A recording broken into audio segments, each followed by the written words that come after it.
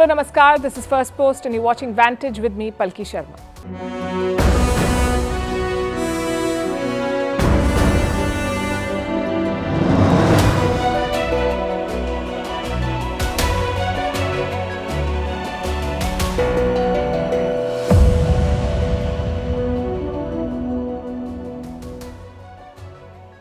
You know the problem with naming a company after an individual?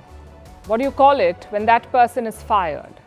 Case in point, Byju's, named after Byju Raveendran. He's not been fired yet, but investors want to do it. And India's agencies have issued a lookout notice for him. So how did the poster boy of Indian startups become a cautionary tale? We'll discuss that tonight. In contrast, the story of a company that seems unstoppable. Nvidia has beaten expectations with its earnings and caused stock market rallies across the world. Meanwhile, China is back to Panda diplomacy. We decode the reset with the US, the one that they're attempting. Joe Biden is calling Putin names and making news for tripping again. Somalia is trying to checkmate Ethiopia with a new security pact with Turkey. We'll explain that. In Afghanistan, heritage sites are being bulldozed under the Taliban's watch. In India, a row over players picking IPL over domestic cricket. Why China is one of the most expensive countries to raise a child. Why the young are going to sleep early. And a conversation from the Raisina dialogue featuring the Foreign Minister of India. All this and more coming up. The headlines first. France accuses Russia of threatening its militaries as Moscow warned of attacks on French patrol missions in international airspace. This is the latest accusation by Paris against aggressive Russian behavior. France is a major supplier of weapons and aid to Ukraine. Albanian parliament approves a controversial migrant deal with Italy. Under the deal, Albania will host migrants rescued in Italian waters. Rome will pay for the infrastructure and security. The agreement has been slammed by opposition parties in both countries as well as by human rights groups. Campaigning begins for Iran's legislative election. Voting will take place on the 1st of March. The polls are expected to tighten the conservatives' grip on power. This is the first election in Iran since the 2022 protests over Mahsa Amini's death. The United Kingdom to quit a fossil fuel-friendly treaty. The agreement allows fossil fuel giants to sue governments over their climate policies. France, Germany, Spain and the Netherlands are also exiting this controversial treaty. And former Brazilian footballer Dani Alves sentenced to 4.5 years in jail. A Spanish court found him guilty of raping a woman at a Barcelona nightclub. The incident took place in December 2022. Alves, who testified at his trial, can file an appeal.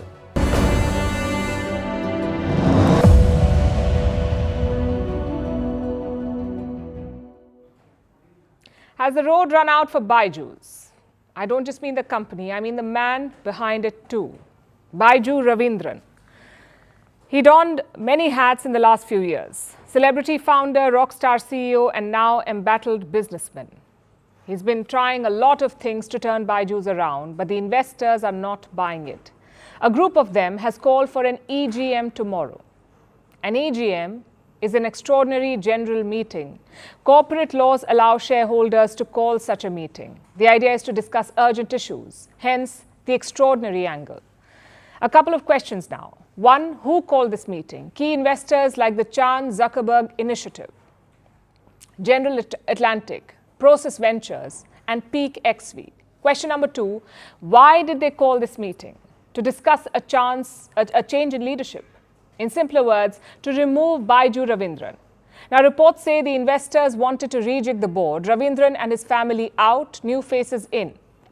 Just one problem though. The courts have now stepped in. Once the EGM was announced, Byju Raveendran moved the Karnataka High Court. He said the investors did not follow the rules and the court agreed. It has granted interim relief to him. So any decision taken at the EGM will be non-binding.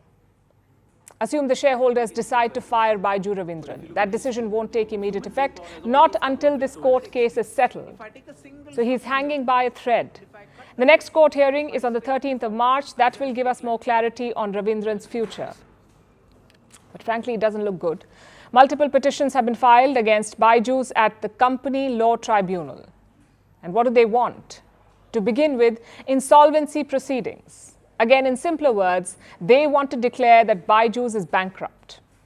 The first such petition was heard on the 6th of February. It was filed by a marketing vendor called Surfer Technology. The second was filed by an international lender called Glass Trust Company. And the third by a BPO firm called Teleperformance Business Services. All of them want the same thing: declare Byju's bankrupt, take legal action, and sell off assets to pay the debt. But not everyone is waiting around for that. Some Byju's customers are taking matters into their own hands. Like these parents who've gone viral on social media. They wanted a refund for an unused learning program. After weeks of trying, they lost it. They went to the local Byju's office, took down a television installed there and took it home. You have to see this. ये video बना रहा हूँ मैं क्योंकि ये TV ले जा रहे हैं, इनका रिफंड जो है अभी तक नहीं हुआ है। नहीं मान रहे, ले जा रहे हैं, ले गए, ये नहीं मान रहे। क्या ठीक है सर, बिल्कुल आप बात कर लीजिएगा एबीएस सर से। ठीक है चलो। Now we don't condone this. This is no way of recovering your money. There are legal means for that. But we do understand the emotions here. Byju's used harsh tactics to gain customers. Their employees talked of a toxic culture, like pushing products on parents who could not afford them, or setting unrealistic targets for salespersons, or feeding the fears of students. This fueled the rise of Byju's. But it also left many families broke. So now they want answers, or in this case, a television. But the company's investors have gone past that stage. They don't want answers anymore. They want Byju Raveendran gone. Even law enforcement agencies are in the loop. Reports say the ED has issued a lookout circular for Byju Raveendran. Now, the ED is India's economic intelligence agency. The Enforcement Directorate, that's what it's called. It fights financial crimes. And right now, the ED thinks Raveendran is a flight risk.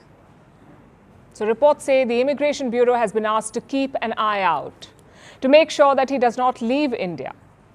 Now, the ED's case is a different one. It concerns violations of foreign exchange rules.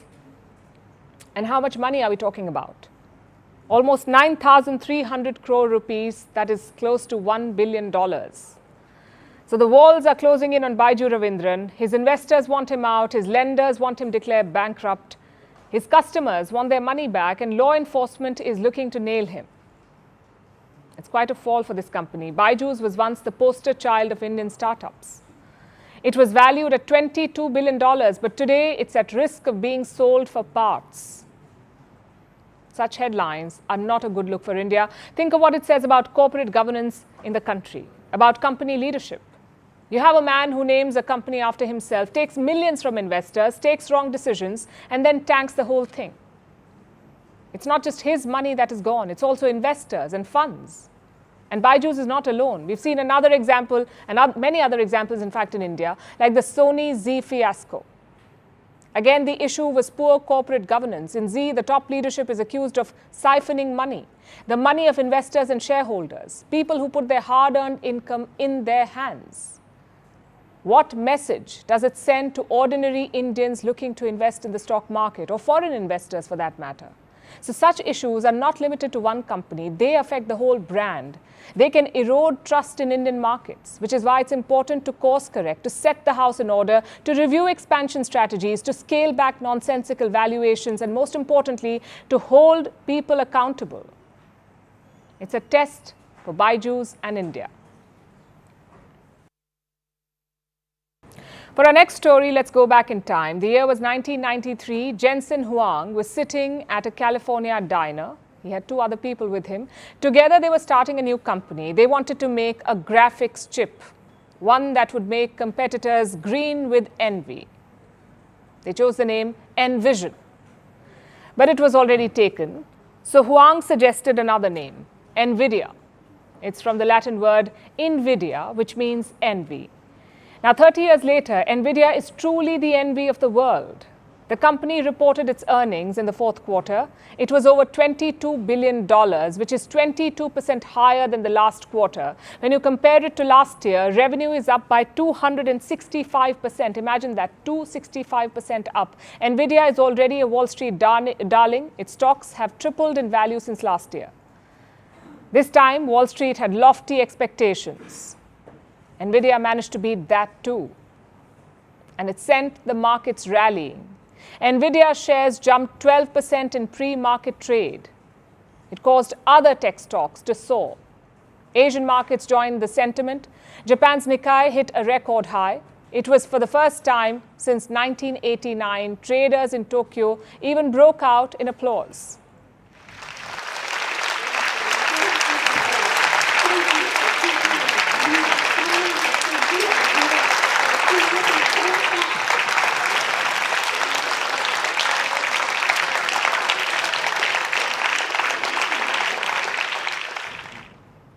Europe's stock 600 hit a two-year high. It rose to almost 496 points in early trade. So the mood in the markets is bullish, and it's driven by artificial intelligence.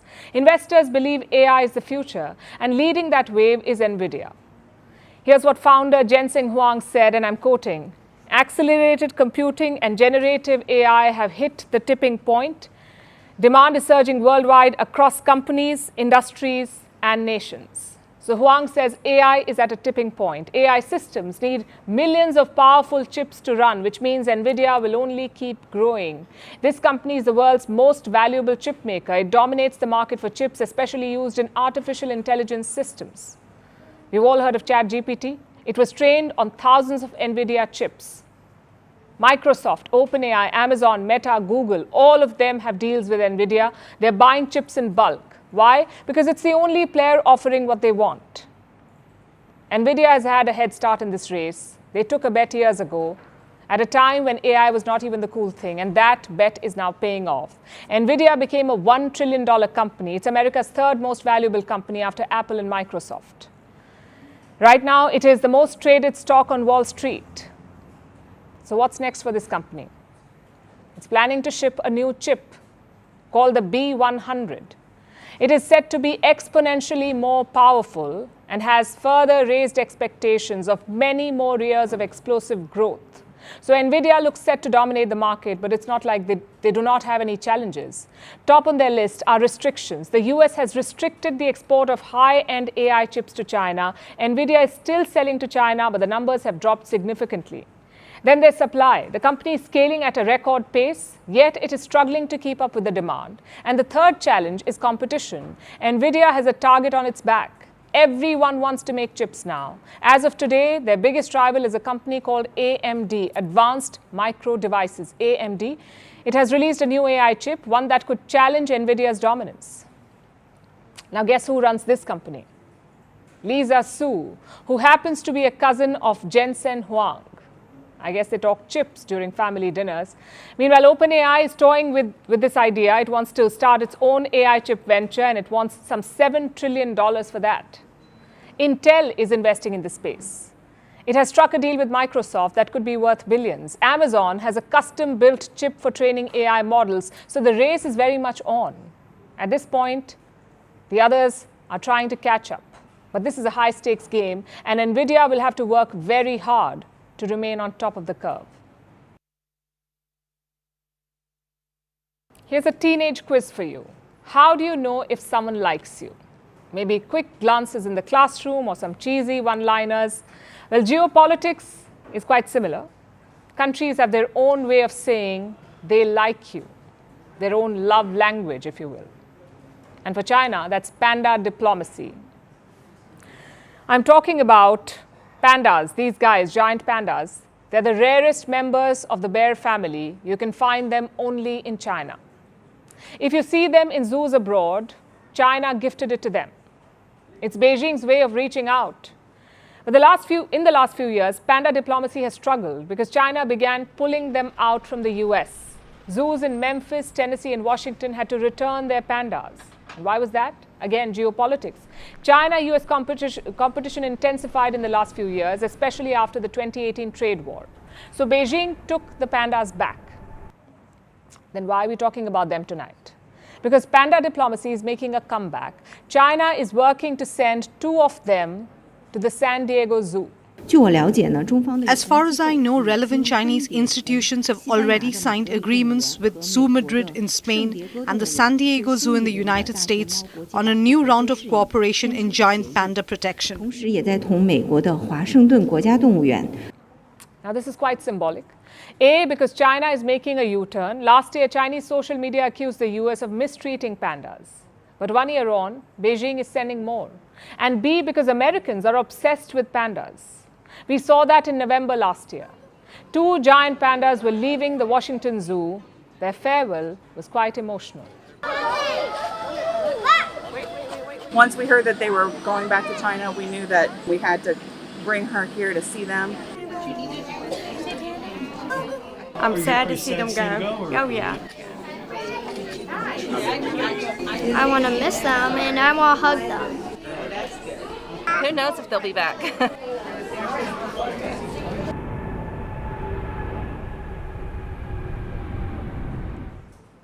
Now we come to the politics. Pandas have played a key role in the US-China relationship. It dates back to 1972.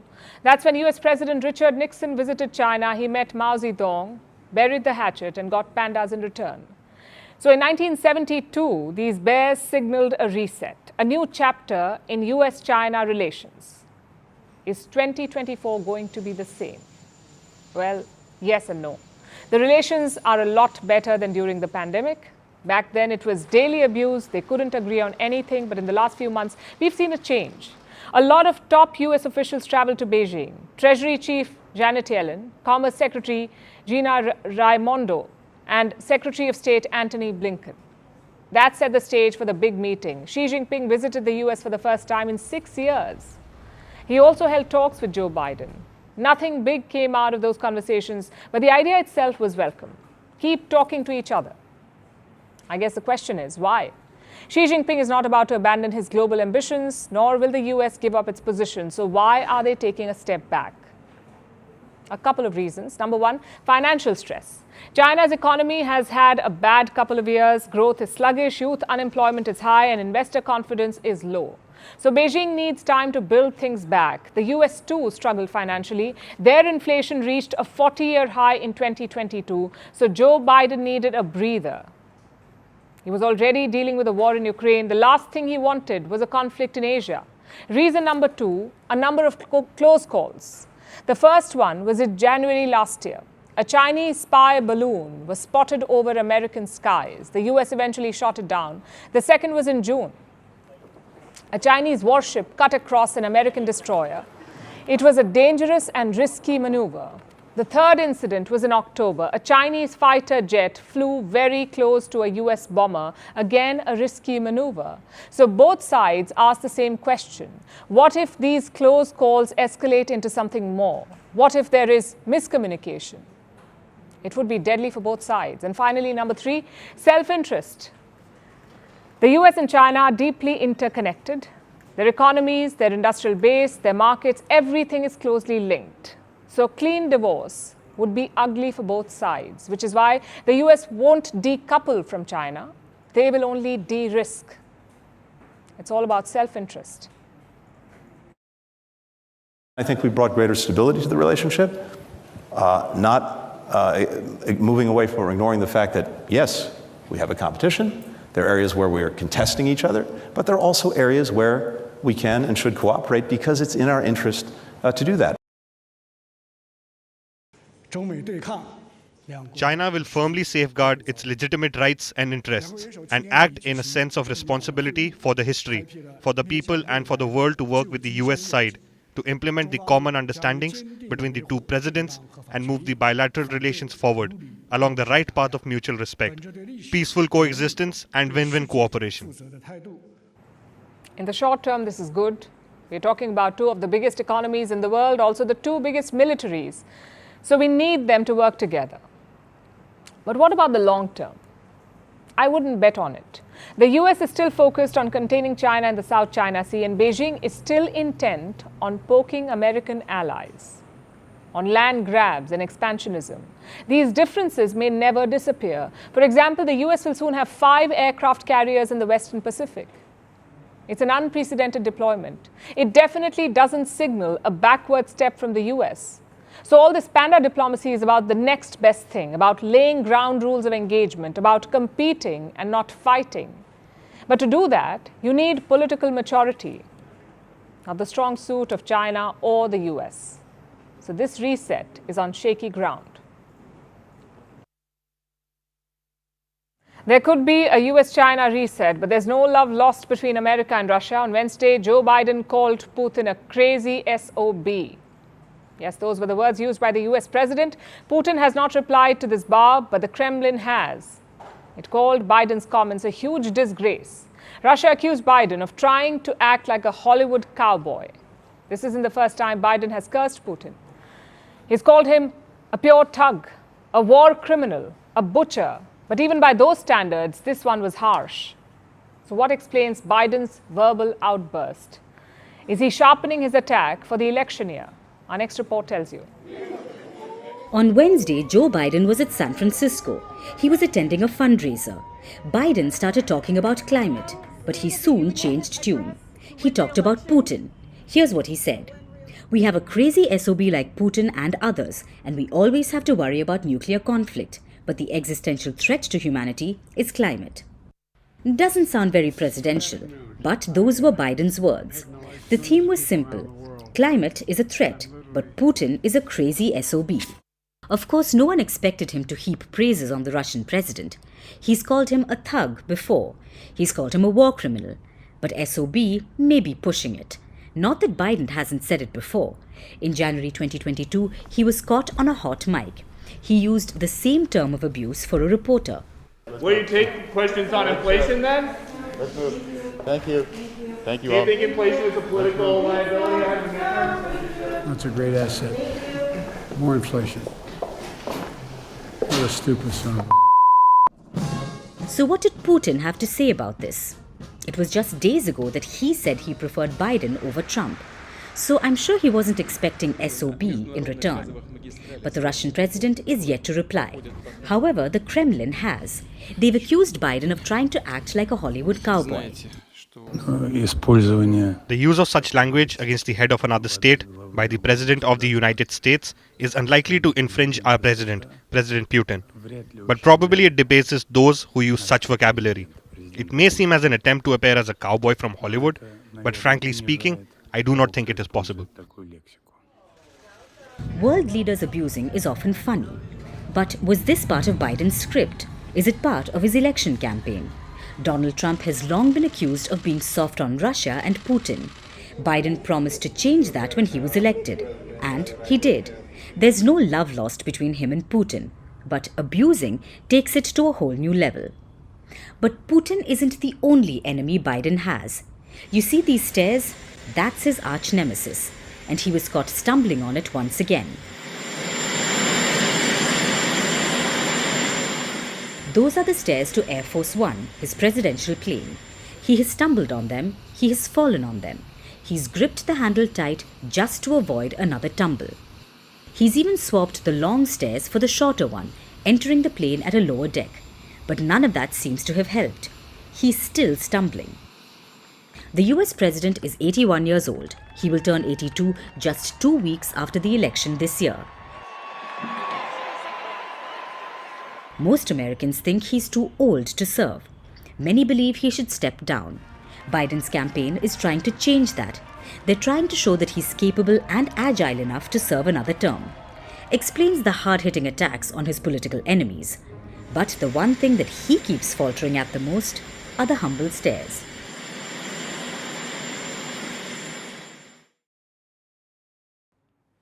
Leaders abusing each other does sound funny, but it's also a sign of our times. Political discourse has fallen to a new low. Trust in the global system is eroding, and the so-called Western way is being challenged. Most countries agree that the current system has to change, yet questions remain. Who should lead that change? What will that change look like, and how can we accommodate the many truths of our world? That was one of the topics for discussion at the Raisina Dialogue today. It's India's premier diplomatic gathering. Its 9th edition kicked off in New Delhi on Wednesday.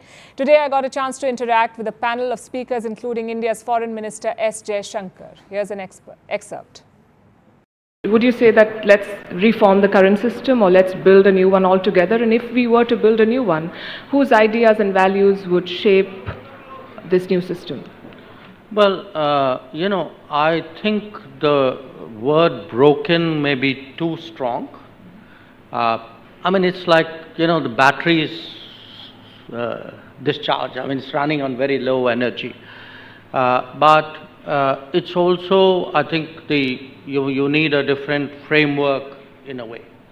So you'll have to take the bits which work, and I wouldn't completely reject what we have, but obviously there's a very strong case for a very radical change. And we need a radical change because, I mean, look, it's a common sense proposition.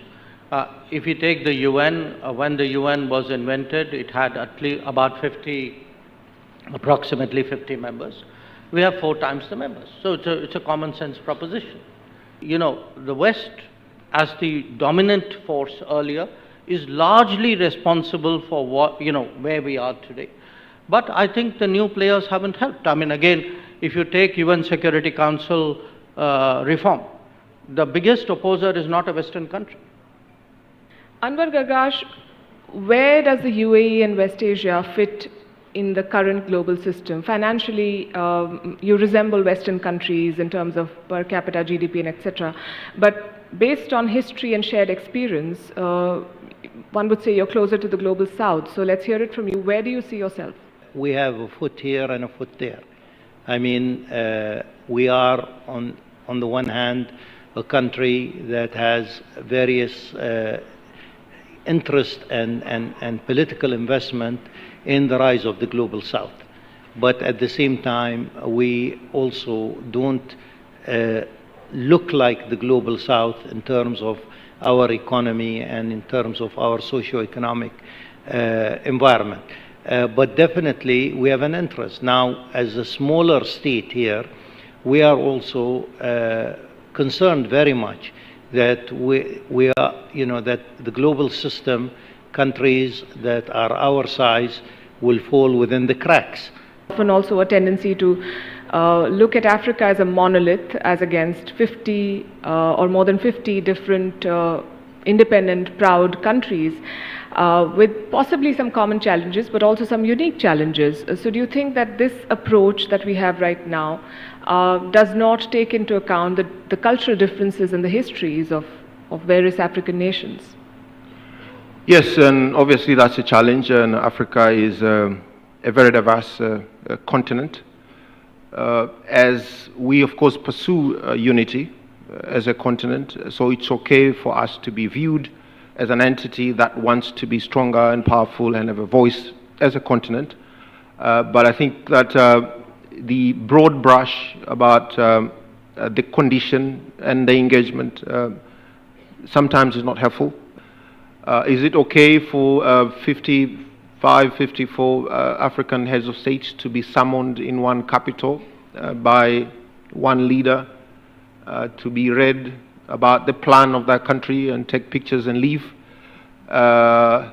Depends on what is the nature of the partnership with that particular country and the work and the history that has gone into putting that initiative together. So there's a bit of resentment now and a bit of rethinking about Africa's partnership with the rest of the world. Just, equitable future has to start with acknowledgement of the structural asymmetry and historic injustices that has led to a condition that Africa finds itself. There's also confusion on what these Western/universal values are anymore, because in your own country you have a prime ministerial frontrunner who's saying some very disruptive things about not taking in Ukrainian refugees and not giving aid to Ukraine, or for instance, in the US you have a Donald Trump who's talking about unilaterally abandoning multilateral commitments. Does this frayed national consensus in some of the Western powers impact international institutions as well? And then why should global South countries trust the West?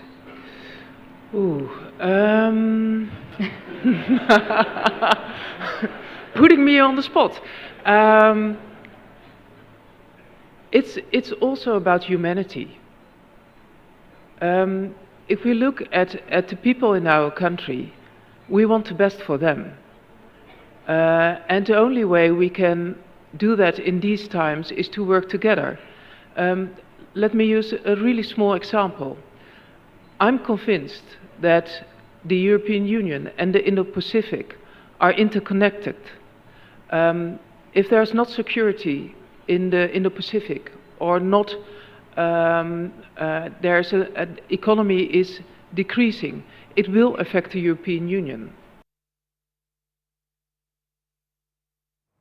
Our next story is from the Horn of Africa, from Somalia, where President Hassan Sheikh Mahmoud has made a strategic play. A deal with Turkey. The Somali government has approved a maritime security pact with Turkey. Turkey has been authorized to build up, train and equip the Somali Navy, and it's not just that, they will also defend Somalia's territorial waters. That's what reports say. Do you know what that means? Turkish warships could be patrolling Somalia's coast. They could be active in the Indian Ocean for the duration of 10 years. But why did Somalia pick Turkey of all? Why does it want this partnership? For many reasons. Somalia has been dealing with a terror insurgency for almost 2 decades. Recently, there's been a rise in piracy along the Somali coast. And of course, there's the chaos in the Red Sea, with the Yemen-based Houthis disrupting global trade. All these are important reasons. But Somalia's primary target is different. Listen to this. With this pact, Turkey will protect the Somali coast from pirates, terrorists, anyone that violates our maritime borders like Ethiopia.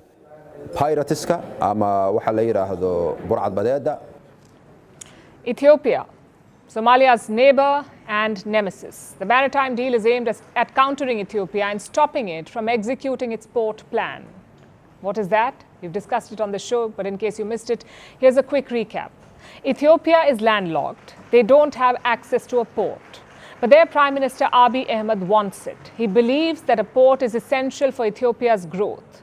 So on the 1st of January this year, Ethiopia struck a deal with Somaliland. It was a port deal. Somaliland is going to provide port access to Ethiopia and allow Ethiopia to use its coast to build a navy. One small problem though. Somaliland is not officially an independent nation. It is considered a breakaway part of Somalia by the entire international community, meaning no country in the world has recognized Somaliland. None. It tried to separate from Somalia in 1991, and since then it has been de facto independent, but no one recognizes Somaliland as an independent nation. To the world, Somaliland is a part of Somalia. And that is why there are tensions, because Ethiopia is now dealing with them like they are an independent nation. Of course, Somalia was outraged by this port deal, also because it won't end there. Reports say Ethiopia could officially recognize Somaliland's independence. And Mogadishu will never allow this. It wants Ethiopia to rescind the offer, and that's where Turkey comes in. The new maritime deal could help Somalia. The Ethiopian government has violated the sovereignty, integrity and the union of Somalia by engaging in illegal agreements with parts of Somalia without legal basis. Therefore, the Somali president made efforts to convince Ethiopia to respect the Somali territorial independence and unity as a neighbor and retract its decision.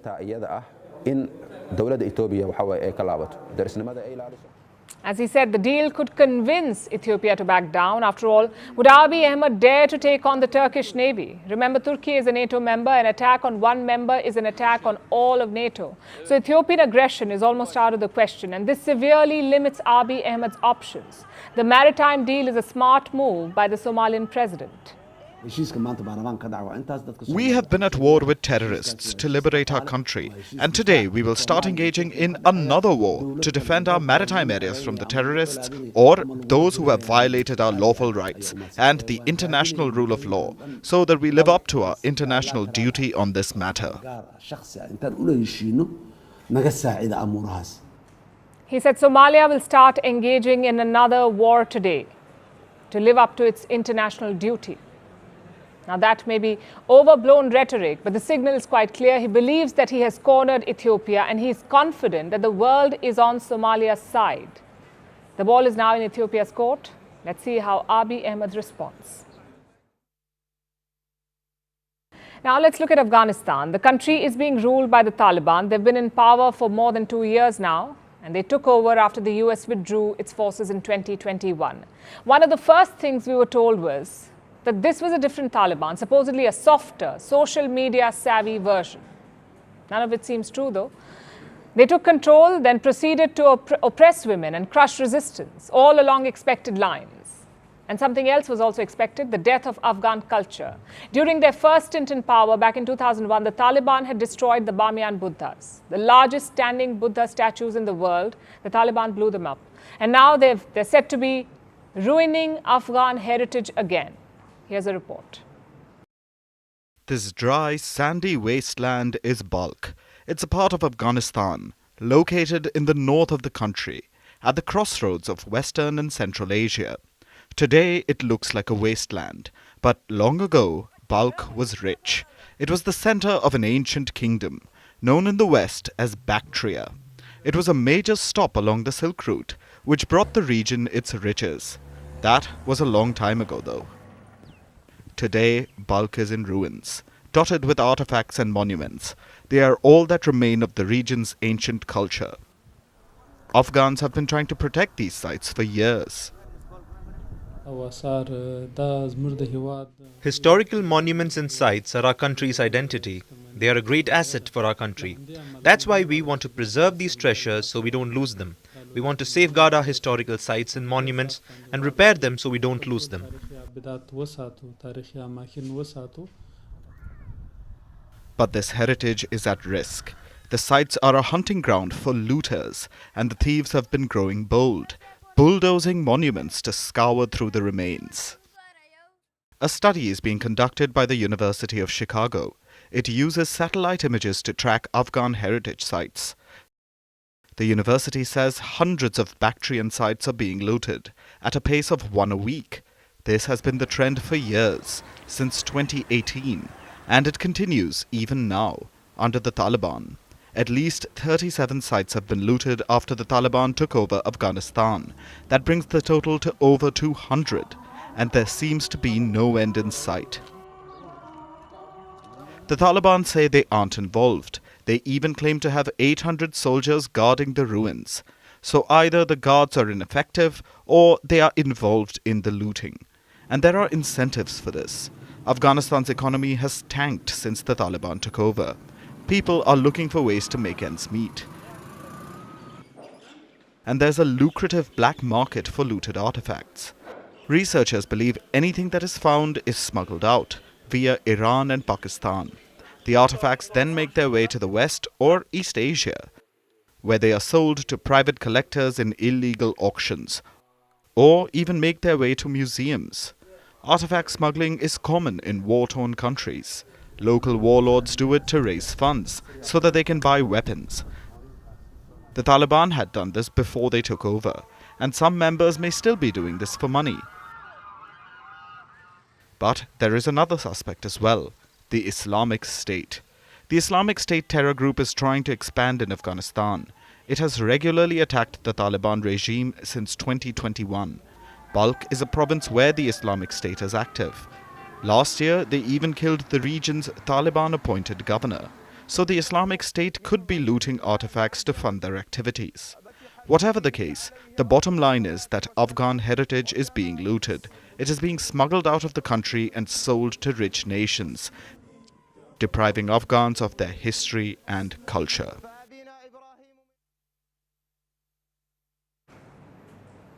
How do you make it to the Indian cricket team? Depends on who you ask. The older generation of fans will say this. Play cricket, play domestic cricket, grind out the runs or wickets, eventually the call will come. But ask younger fans and you will get a different answer. They may say, learn the big shots, get an IPL contract, dazzle some big crowds, and eventually the call will come. Some of the younger players like the second route, the IPL one. It is shorter, quicker and more lucrative. But the Indian Cricket Board is not too happy. That's the BCCI, the Board of Control for Cricket in India, BCCI. Their secretary has written to top Indian players, and this is what he said. I'm quoting. Some players have begun prioritizing the IPL over domestic cricket, a shift that was not anticipated. Every cricketer aspiring to play for India must prove themselves in domestic cricket. Non-participation in domestic cricket will carry severe implications. So two messages from the BCCI. One, if you want to play for India, play domestic cricket, your Ranji trophies and Vijay Hazare tournaments. That remains the yardstick. And two, if you skip these tournaments, there will be consequences. Now, the BCCI is very serious about that. They said no player tantrums will be tolerated. If you're fit, you must play. No ifs or buts. If you don't follow cricket, this may be confusing. After all, why would cricketers refuse to play on purpose? Isn't that counterproductive? Well, bear with me for a moment. Right now, the Ranji Trophy is underway in India. It's the most prestigious domestic tournament in the country. States and regions compete against each other. The Ranji final ends on the 14th of March. The week after that, the IPL will kick off. The first match is on March 22nd. So just 7 days separate the two events. Now imagine you're a cricketer in India. You played in the Ranji tournament. You picked up an injury there. Chances are 7 days won't be enough to recover. So how will you play the IPL? Well, you can't. You may have to skip the tournament and the payday. So many players are doing the opposite. They're skipping Ranji Trophy to play the IPL to make sure that they're fit and ready. A classic example is Shreyas Iyer. He has opted out of the Ranji Trophy quarterfinals. He told the State Cricket Board that he has back pain. But the top physio disagrees. He says Shreyas Iyer has no fresh injury and is fit to play. So why isn't he taking the field? Well, only he can answer. But Shreyas Iyer is not alone in doing this. Many cricketers have been accused of doing the same, of picking the IPL over Ranji cricket. So we're asking two questions tonight. One, why are they doing it? And two, why is it wrong? To answer the first question, the IPL is a golden ticket. There's more viewership, more colour and pomp, and of course, more income. The average salary in the IPL is 3.3 crore rupees, which is around $450,000. Compare that to domestic cricket. The Ranji Trophy pays up to 60,000 rupees per day. Let's assume you make it to the final. Even then, it's under 26 lakh rupees for Ranji, which is around $31,000. Now you do the math. 400,000 versus 31,000, not to mention the fame and endorsements from the IPL. I know cricket purists won't be happy. For them, domestic cricket is the original. It is the epitome of skill and dedication. But cricketers are also human beings, remember. They have families to care for, bills to pay, and a future to plan. Because that Ranji salary won't come every year. By their late 30s, most players retire. So by then, they need to make money, and a lot of it. Enough to sustain in the long term. So before you judge them, think about that. As for the BCCI's worry, it is understandable. You don't want domestic cricket dying out, so red lines have to be drawn. The trick is to draw that line somewhere in the middle. A balance between the IPL and domestic cricket, maybe scheduling it differently, or investing more in domestic cricket, or paying domestic players more. What doesn't help is online trolling and criticism. These players are not picking money over their country, they're picking livelihood and stability. Now let's talk about the global baby bust. It's a story you can set your watch by. Every few weeks there is a new report or data telling us that birth rate is falling in a country. It is too low to sustain economic growth. Despite the best efforts of governments, it has been hard to reverse. Recently, this demographic doom has been pegged to China. In 2023, its population fell for a second consecutive year.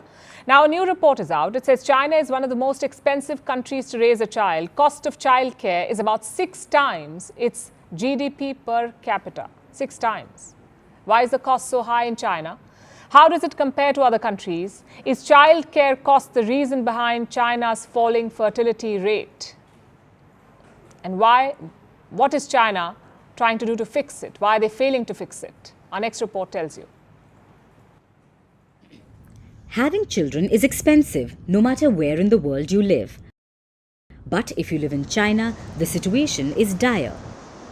The world's second largest economy also has the second highest cost of childcare, only behind South Korea. Here, an average parent spends about $75,000 to raise a child from birth to age 18.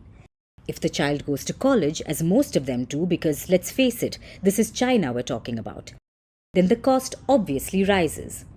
Parents shell out about $95,000 to support a child from birth to a bachelor's degree. If we put this in relative terms, the numbers are shocking. The cost of raising a child until they're 18 is around 6.3 times the per capita GDP in China. Meaning people spend about 6 times their total disposable income on child rearing. Compare this with other nations.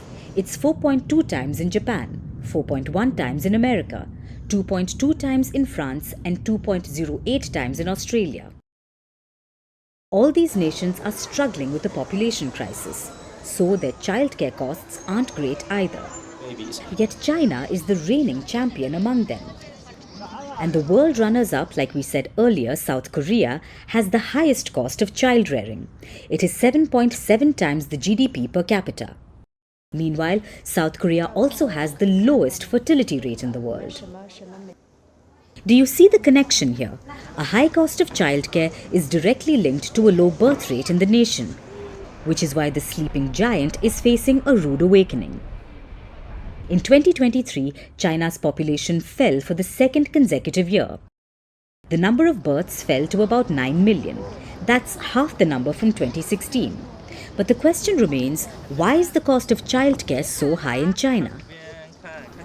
It's mainly due to the cost of education, which is high from the get-go.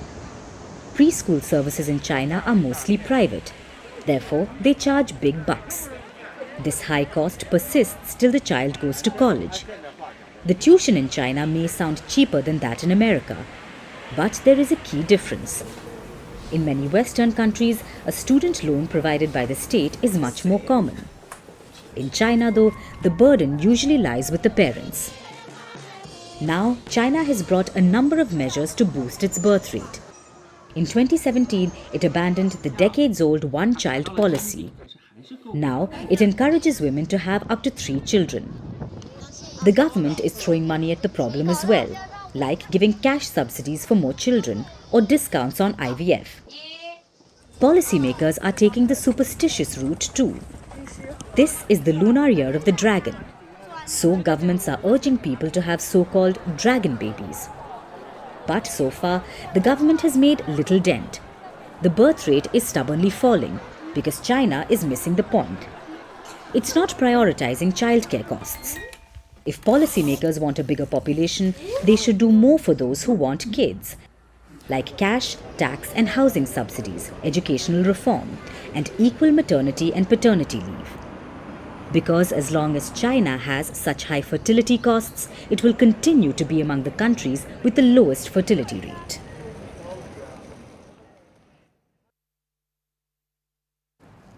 Our last story tonight is about the 21st hour of the day, 9 p.m. It is like a strong, ever-evolving friendship over a lifetime. 9 o'clock changes in meaning. You find yourself doing many different things. When you're young, 9 p.m. means hitting clubs or leaving a restaurant to catch a late-night movie. But when you have young children, 9 o'clock also comes at you fast, like a tiny window of precious time you can call your own. And irrespective of age, 9 p.m. could even mean a daily dose of Vantage. At least we hope so. But there is one thing you would rarely do at 9 o'clock. Go to bed. That's shaping up to be the new norm. 9 p.m. is the hot new bedtime, not for middle-aged tired people or rowdy toddlers, but for 20-somethings. Gen Z is going gentle into the good night. According to surveys, more of the Gen Z are going to bed around 9 p.m. For millennials, it is around 10 p.m. The young are getting almost 10 hours of sleep as well. According to surveys, Gen Z gets about 9 hours and 28 minutes of sleep. This is the average. That's an 8% increase in a decade. But are the young missing out on having fun then? According to reports, that is not the case. They're going out just as much, but in the daylight. In the US, for instance, 4 p.m. to 6 p.m. is the new prime time for restaurants. The slot makes up 31% of reservations, up from 19% in 2017. Meanwhile, the proportion of reservations between 6 p.m. and midnight has declined. So businesses are keeping up, bars are experimenting with daytime dance parties. Some restaurants held the New Year's Eve countdown at 8 p.m. so people could get settled in bed by 11 p.m. Sleeping in early is also making time at home more appealing. In India, for instance, 53% Gen Z feel good about staying home. 43% feel it is their favorite place to be. Now, brands are tapping into that. Furniture moguls in India say that they're targeting a younger audience. So how did this shift come about? Well, there are three main reasons. First, the pandemic. It contributed with work from home. The young did not go out that much, and they took control of their shut-eye. The second big shift came after the pandemic with the rise of the gig economy. According to global surveys, 40% of Gen Z workers hold two jobs, meaning they have a 9-to-5 job, but before that they have another one, an additional gig, which they try to finish from 5 to 9. So they sleep earlier and get work done early in the morning. But experts say the third reason is the biggest. Gen Z thrives on trends, and now sleep has become a wellness trend. There is a strong link between sleep and health. There is more research than ever to prove this. Experts say insufficient sleep is a global health epidemic. 62% adults do not get enough sleep, with sleep averaging at just 6.8 hours a day. But Gen Z want to change that. They are well informed about the importance of sleep, so they are pushing themselves to sleep early. But there's a flip side here. You see, sleep is a passive process, much like breathing, digesting food, or growing a beard. You have as much control over sleep as you do over breathing. So, to a large degree, when and how much you sleep is governed by genetics, which is why some people are morning larks and others are night owls. People have a natural biological clock. It differs from person to person and it changes with age. Generally, 10-year-olds want to go to bed late, 20-year-olds even later. But by the time people hit their 50s or 60s, they want to go to bed much earlier. Plus, adequate amount of sleep also depends on people. There is no particular number. For some, 7 hours of sleep is enough.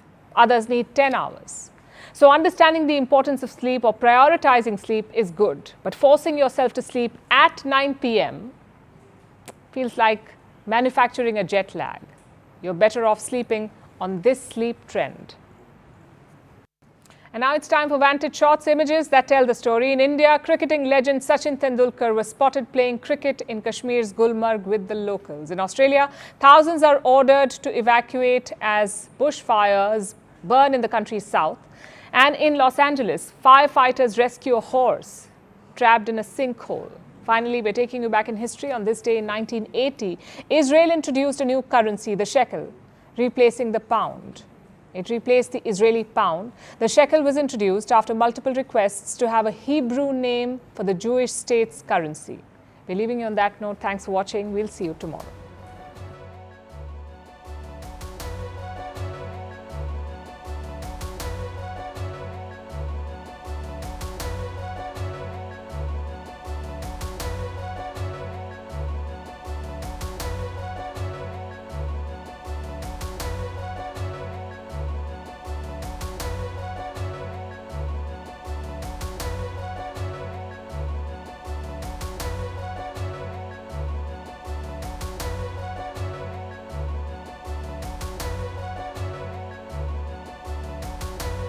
हम खेले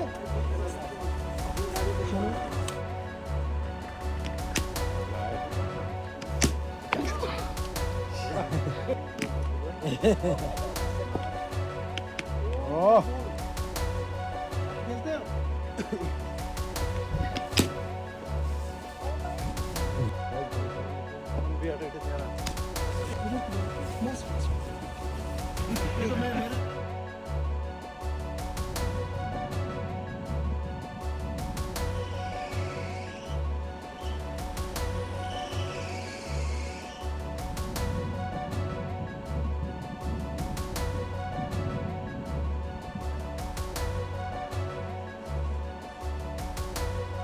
I'm bloody real worried.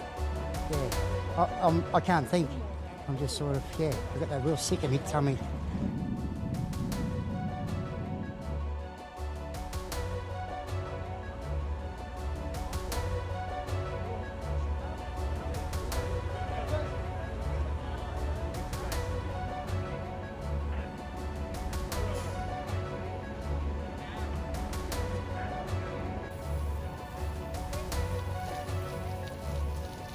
Time for a bath.